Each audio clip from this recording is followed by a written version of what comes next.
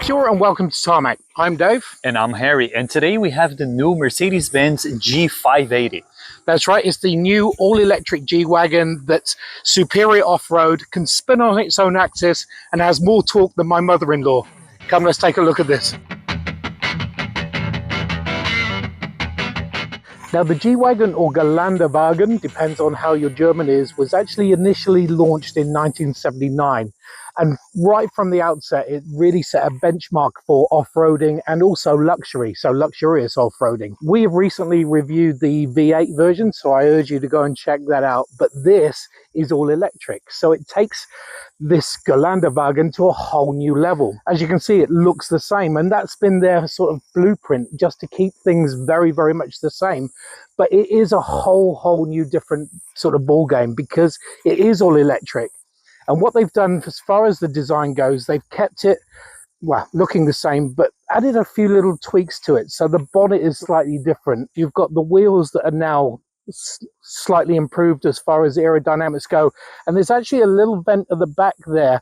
And what that does, in an extra 15% more efficiency. So it really does slip through the air just that little bit. I mean, as far as bricks go, it slips through a lot better. Now, dimensionally, it's virtually the same. And as I say, in shape-wise, it's still the same. And it still takes a step ladder for me or somebody of my size to get inside. But the differences are, if you look, well, if you start to look a little bit closer, there's a nice blue line down the side here. That gives it a little bit more of a sort of a blue blueprint for the EV side of things. Also, you'll notice there's blue brake calipers. The other thing is, although it would be easy for them just to, or Mercedes just to slap an electric motor in there and then call it EQ technology, what they've done is they've actually given a motor to each wheel and also a separate low range gearbox. So that actually really enhances the off-road capabilities, but more on that in a while. This little halo, I don't know what you'd call it, still gives, again, a little bit more efficiency as far as slipping through the air, and a charging point. So you can really upset people, your Teslas of the world at charge points when you turn up with this and then plug in. Now, rather than build a whole new platform for this G580, what Mercedes have done is kept with their ladder frame and ladder frame chassis, and actually inserted the batteries all into the underside there, so kept the center of gravity really low. However, the battery weight does add an awful lot to it. What that means is you'll notice there's no tow bar, so it's going to basically take it over the GVM. So if you're after a vehicle that does do, or a G-Wagon that does towing, this is not the one. But it does everything else really well. The other thing is, there's no sort of, I guess, spare wheel on the back here. There's just this little box here that's part of this actual launch edition, and that's where you keep your charger cables. So let's go and see what charges this. Now, the battery I'm talking about under there is 116 kilowatt hours of usable battery, and what that means is WLTP, roughly 450 kilometers of range, although depends if you're going out on the range, it's going to be uphill, down dale and stuff like that. The DC charging is up to 200 kilowatts, and also the AC is around about 11 kilowatts, so you can do sort of 0 to 80 in roughly 30 minutes, which is pretty good. There's also then the name 580 or G580 relates to the horsepower, which is actually 432 kilowatts of metric terminology. And also, when I'm talking torque, 1100 newton meters of torque. That is an awful lot of torque. The other thing is 0 to 100 is around about 4.6 or 4.7 seconds. So this shifts off the mark really well as well. So, like I said, it ticks a lot of boxes. Anyway, speaking of things that are ticking boxes, we've got Harry inside, and he'll show you what's going on in there. And if you have seen our G63 review, you would know, again, much of the interior of the G-Wagon as well. And for the G580, Mercedes took the same approach of using the same blueprint from the outside inside. And believe me, that's a good thing, because there is nothing wrong with this interior in here. It brings everything that people from the Geländewagen bandwagon will be expecting. For starters, let's just have a look at these seats in here. They offer heating, cooling, massage functions with the memory, and they're really comfortable. In terms of everything else that is happening in the cabin, most of your storage solutions pretty much the same you would see in the other cars, but they have elevated this specific vehicle here by making it an edition one, where you can really benefit from all those customization options that you get as part of the manufacturer package. You get up to, I think, 600,000 different combinations that you can do. For this specific model that we have here today, probably the coolest part of it all that has a little bit of a nod to the electrification that's happening is the blue stitching across the steering wheel, the door cards, and the dashboard. Very subtle and hard to notice is that there is a blue line interwoven into the carbon fiber that you see around the whole dashboard. Such a cool touch. It's for those in the know, and it keeps the blue line that is going on the outside actually coming here into the inside as well. In short, the majority of the things that you interact with and that you have access to are very similar to the other G-Wagons across the lineup, but being an EV, there is a lot of stuff that's happening on the EV side of things for the electrification in the infotainment suite. So come with me and let's have a look at that. Same as in the other G-Wagons, you start by having this two-screen integration here in front of you, and the majority of the options that you have are exactly the same from other G-Wagons. But given the electrification, if I press the EQ button here on the center console, we then go into the charging options. Same as the other EQ cars within the lineup, you have sort of other programs that you can do for how to discharge your battery, how you are doing in terms of state of charge and your possible range, and then even some things to do with the consumption, how well or how badly you have been driving. So with the knowledge that Mercedes has acquired with the other cars from the EQ lineup, they have now introduced a screen that you can use to maximize the range that you can extract from the car by sort of learning how you are using the energy to run other services. As you go to the drive as well, there are other ways in which you can maximize that range by using the regen that you can customize using the pedals that are here, same as of course you would have on a petrol car, but in this case it's only to control your regen. The same cockpit function is available in here, where you can see information about how much torque you are providing to each wheel, what kind of range option you are using for the gearbox, and even how specific bits of your suspension and differentials are working. But what has changed now is in regards to these, probably like the biggest party tricks of the G580, which of course are only available when you are in low range, such as we are right now. You have the G-steer function that will allow you to do three-point turn, so to say, and the G-turn, which is the ability to do sort of a tank turn, 360 turn in its own axis. That is really, really fun and something that we have to show you while we are on the drive.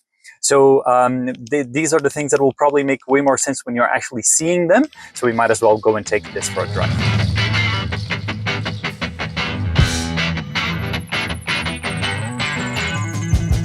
Alright, so the G-Wagon, or the G-Wagon with EQ technology, so the G580. The first thing you notice when you get in, or actually even when you get close to it, is this sort of sinister sort of purr that goes on. It's just, it's quite daunting. It's I don't know, it lets you know there's something going on even though it's not a V8 roar. But also there is a G roar, because if you're going to have a G steer and a G turn, you might as well have a G roar, which actually does change different notes and give you that sort of V8, although slightly subdued V8 noise as you're driving, or sound as you're driving. So it does make sure that the people that do miss a V8 still get that little taste of it. It's so calm and so relaxed. We went to the launch here in New Zealand off-road, and it's incredibly good off-road. But for those, or for the majority of people, they will be driving this on tarmac, and I have to say that it's quick. So it's got that lovely EV pickup, but also it's just very nice, very calm, and you know, you'd be forgiven to feeling that it's not the V8. Yeah, that's exactly right. It has a little bit less of a hot rod kind of feeling because of the lack of the V8, but the power and the torque is all there, right? Because it has this immediate pickup, and it builds and builds in a way that we are sort of used with the V8. Well, 1100 newton meters of torque. I mean, that is massive.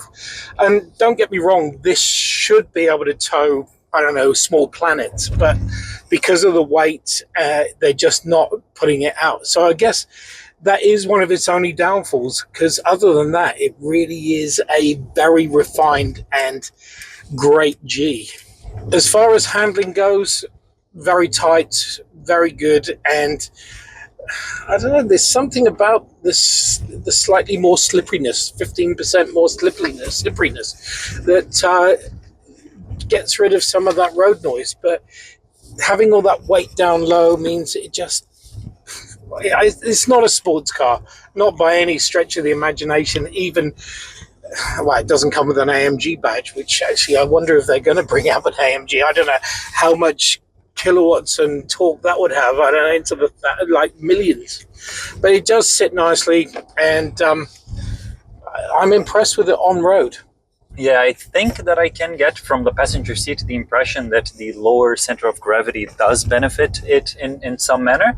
And as you said, it's no sports car, because no sports car would be able to handle the gravel bits and the off-road bits that this does, right? So it is so competent in pretty much every single kind of surface. I don't feel like I've been cheated by going with an electric G-Wagon. And then we've just hit the gravel now, as you probably feel. The independent suspension, the way that it absorbs the road below is lovely. Having a motor on every wheel, I don't know, it's sort of really showing off. Yeah, other EVs have shown us that they make for great off-roaders because of the individual motors. It allows for way better abilities to put the power to the ground where you need. Of course, the lack of the prop shafts when it is built like this. And of course, in this case, you even have the ladder frame to make it even better. So Mercedes have been learning on how to perfect the Geländewagen over the decades, and this might be just the best one yet for this use case. Like I said, off-road, it's got better wading depth. It's got your angles to go up and down, sideways are better. It does outperform in every single fashion than a regular G-Wagon. I guess the only thing it doesn't do is give that sinister V8 drive-by thing. So I don't think you're going to scare the neighbors when that, because I don't know, it's just a phenomenal machine. And let's not forget, it's also 100 grand cheaper than an AMG G-Wagon. So that's an awful lot of savings. It's a bargain.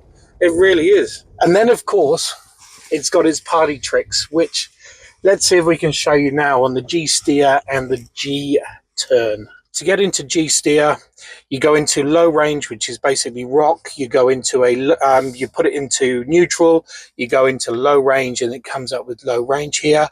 If you push the G-Steer, and then the whole thing about it is not to really push your foot down hard. Just by turning the wheel, it just kicks the whole rear end out. Wow. And like I said, it's like it's got a handbrake skid, but what it does, it sort of sits in its own axis, so it just turns it round and you're facing the way you want to go. It's weird. It's so good. Can you imagine trying to do a very tight turn in a trail? It's perfect for that. Yeah, because you did a three-point turn in a lay-by. Yeah. And then you've got your G-turn. You keep your steering wheel straight, which is quite bizarre because this is really counterintuitive. And then you either put on your right hand one or your left hand one, depends which way you want to turn, and just put your foot down and it just turns. It'll do 720 degrees, so it'll spin and spin and just dig you down. It's so bizarre. And if you want to go back the other way, just hold it down and go the other way. So bizarre. The cows are just watching and thinking, what the hell are those two doing?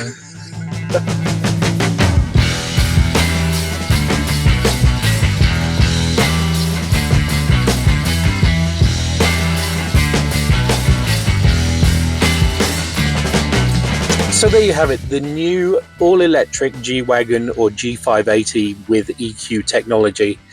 It's a mouthful. It's better off-road. I know we keep saying that, but it really is. And actually, it feels more refined on-road as well. I think the extra weight and the whole stability and the extra wheelie or extra engines per motors per wheel really does make a difference. It is arguably a better vehicle. Just, I don't know, the longevity of the old V8s and stuff like that with it. I don't know how the audience is going to accept this because, well, those in this price bracket, because of the whole V8-ness and the AMG-ness that goes on with it. So don't know about that as far as resale value goes. I think that's yet to be determined, but I really enjoyed it. It's got so much power, so much torque. No, it doesn't tow, but I don't know how many of you guys tow in this anyway. It's phenomenal. Yeah, I could not have said it better myself. I absolutely agree. I think that Mercedes had a lot of opportunities to get this wrong, being such an important car for the lineup. And I don't think that anything here was just added for the sake of having an EVG. It is a really good car. It is arguably better here and on the tarmac as well. Most of the things that people will be using the V8 for, this can do pretty much just as well, right? So yeah, I'm really impressed. The G-steer and the G-turn may seem like gimmicks, but I guess they'll come into their major use when you're really off-road and stuff like that. But also it gives you an insight as to what can be done with electric motors and one on each wheel. Long may it continue. Anyway, thanks for watching. Make sure you subscribe and we will see you on the next one. I'm going to go for a spin. Literally.